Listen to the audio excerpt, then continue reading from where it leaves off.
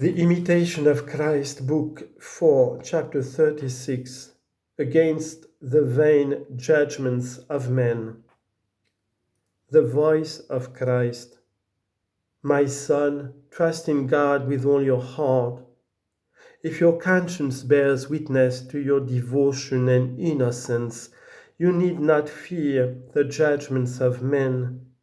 It is a good and holy thing to suffer in this way, and it will not be a burden to the humble heart that trusts in God rather than itself.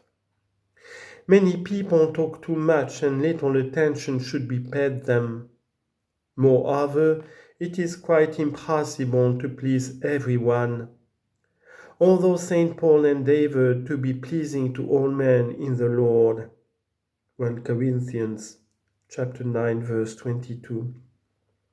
And became all things to all men, yet he cared very little what they thought of himself.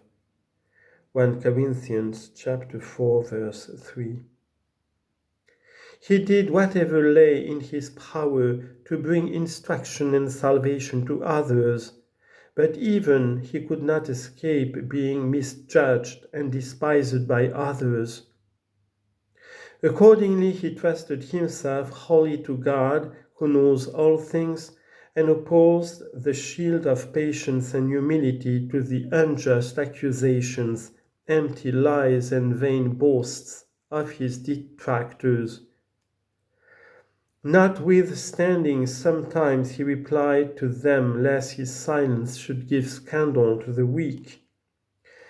Acts chapter 26, verse 1, Philippians chapter 1, verse 14. Why should you fear, mortal man?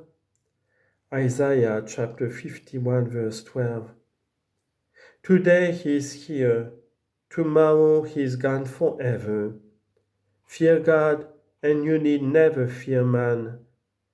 What real harm can the words or actions of any man do you? He injures himself rather than you, and he can't escape the judgment of God, whoever he be. Keep God always before you, and do not engage in bitter controversies. Even if for the present you seem to suffer defeat and undeserved disgrace, do not complain nor lessen your due reward through impatience. Hebrews chapter 12, verse 1.